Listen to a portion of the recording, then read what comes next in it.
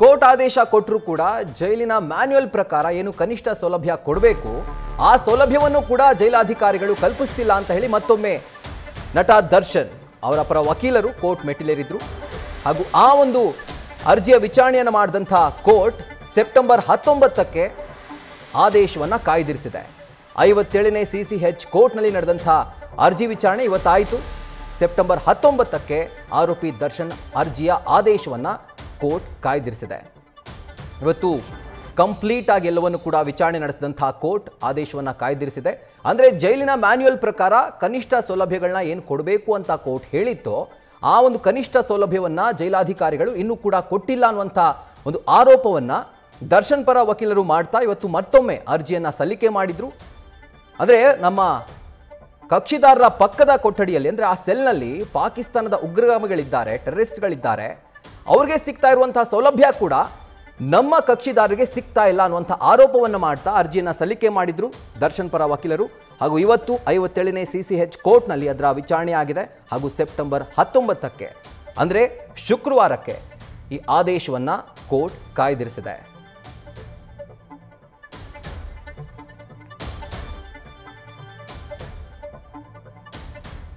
Details ಅನ್ನ ಕೊಡ್ತಾ ಹೋಗ್ತಾರೆ ನಮ್ಮ ಪ್ರತಿನಿಧಿ ಅಂಕಿತಾ ಇದರ ಕುರಿತಾಗಿ. ಅಂಕಿತಾ, ಏನೆಲ್ಲ ಅಂಶವನ್ನ ಕೋರ್ಟ್ ಈಗ ಪರಿಗಣಿಸಿದೆ?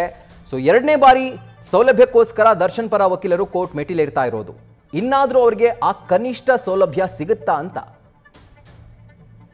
ರಾಹುಲ್, ದರ್ಶನ್ಗೆ ಜೈಲಿನಲ್ಲಿ ದಿಂಬು ಹಾಸಿಗೆ ಸೇರಿ ಕನಿಷ್ಠ ಅಗತ್ಯ ಸೌಲಭ್ಯವನ್ನ ನೀಡದ ವಿಚಾರಕ್ಕೆ ಸಂಬಂಧಪಟ್ಟಂತೆ ಇವತ್ತು CCH 57ನೇ ನ್ಯಾಯಾಲಯದಲ್ಲಿ ವಿಚಾರಣೆ ನಡೀತು. ಆ ಸಂದರ್ಭದಲ್ಲಿ ದರ್ಶನ್ ಪರ ವಕೀಲರಾದಂತಹ ಸುನಿಲ್ ಕುಮಾರ್ ಅವರು ಸಾಕಷ್ಟು ವಿಚಾರವನ್ನ ಮೆನ್ಷನ್ ಮಾಡಿರುವಂತದ್ದು. ಅಂದ್ರೆ ಕೋರ್ಟ್ ಆದೇಶವನ್ನು ಜೈಲಿನ ಅಧಿಕಾರಿಗಳು ಪಾಲಿಸ್ತಿಲ್ಲ ಅನ್ನೋ ಒಂದು ವಿಚಾರವನ್ನ ಹೇಳ್ತಾರೆ. ಜೊತೆಗೆ ಕೋರ್ಟ್ ಆದೇಶವನ್ನ ತೀರಾ ಹಗುರವಾಗಿ ಪರಿಗಣಿಸಿದ್ದಾರೆ ಜೈಲಧಿಕಾರಿಗಳು ಅನ್ನೋ ಒಂದು ವಿಚಾರವನ್ನ ಹೇಳ್ತಾ ಇದ್ದಾರೆ. ಕೋರ್ಟ್ ಆದೇಶವನ್ನ ನೀಡಿದ್ರು ಕೂಡ ಇವತ್ತಿಗೂ ಕೂಡ ದರ್ಶನ್ ಅವರಿಗೆ ಏನನ್ನೂ ಕೂಡ ಕೊಡ್ತಾ ಇಲ್ಲ.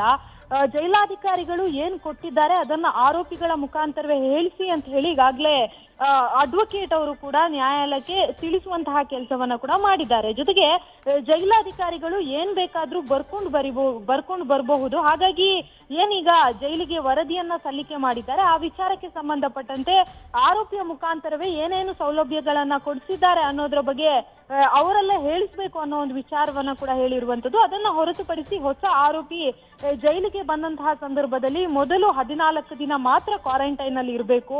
ನಂತರ ಅವರ ಆರೋಗ್ಯವನ್ನ ಪರಿಶೀಲನೆ ಮಾಡಿಸಿದ ಬಳಿಕ ಅವರನ್ನ ಸಾಮಾನ್ಯ ಸೆಲ್ಗಳೇನಿದೆ ಅದಕ್ಕೆ ಶಿಫ್ಟ್ ಮಾಡುವಂತಹ ಕೆಲಸವನ್ನ ಜೈಲಾಧಿಕಾರಿಗಳು ಮಾಡಬೇಕು. ಆದ್ರೆ 1 ತಿಂಗಳಿನಿಂದ ದರ್ಶನ್ ಕ್ವಾರಂಟೈನ್ ಸೆಲ್ಲಿನಲ್ಲೇ ಇದ್ದಾರೆ. ಅದಕ್ಕೆ ಏನು ಉತ್ತರವನ್ನ ಕೊಡ್ತಾರೆ ಜೈಲಾಧಿಕಾರಿಗಳು ಅನ್ನೋ ಒಂದು ಪ್ರಶ್ನೆಯನ್ನ ಕೂಡ ಮಾಡ್ತಾ ಇದ್ದಾರೆ. ಜೊತೆಗೆ ಕ್ವಾರಂಟೈನ್ ಗೈಡ್ ಲೈನ್ಸ್ ಏನಿದೆ ಅದನ್ನ ಕೂಡ ನ್ಯಾಯಾಲಯಕ್ಕೆ ತಿಳಿಸುವಂತಹ ಕೆಲಸವನ್ನ, ಅಂದ್ರೆ ಗೈಡ್ ಲೈನ್ಸ್ ಸಂಪೂರ್ಣ ಮಾಹಿತಿ ಏನಿದೆ ಅದನ್ನ ಕೂಡ ನ್ಯಾಯಾಲಯಕ್ಕೆ ತಿಳಿಸುವಂತಹ ಕೆಲಸವನ್ನ ವಕೀಲ ಸುನಿಲ್ ಕುಮಾರ್ ಅವರು ಮಾಡ್ತಾರೆ. ಜೊತೆಗೆ ಜನರನ್ನ ತಿಂಗಳುಗಟ್ಟಲೆ ಕ್ವಾರಂಟೈನ್ ನಲ್ಲಿ ಇಡೋದಕ್ಕೆ ಅವಕಾಶ ಇದೆಯಾ ಅನ್ನೋದ್ರ ಬಗ್ಗೆಯೂ ಕೂಡ ಒಂದಷ್ಟು ವಿಚಾರವನ್ನ ಉಲ್ಲೇಖ ಮಾಡುವಂತಹ ಕೆಲಸವನ್ನ ಮಾಡಿದ್ದಾರೆ.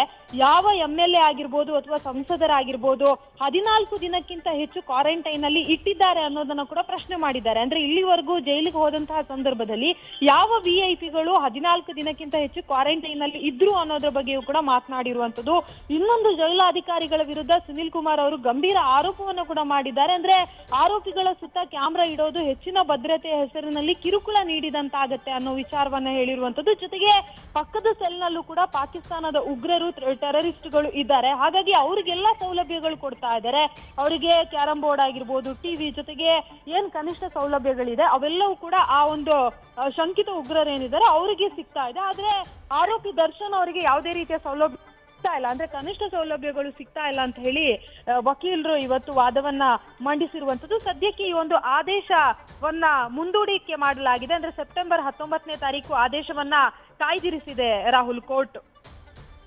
ರೈಟ್ ಅಂಕಿತಾ, ಥ್ಯಾಂಕ್ ಯು ಡೀಟೇಲ್ಸ್ಗೆ. ನ್ಯೂಸ್ ಫಸ್ಟ್ ನಿರ್ಭೀತಿಯಿಂದ ನಿಮ್ಮ ಪರವಾಗಿ.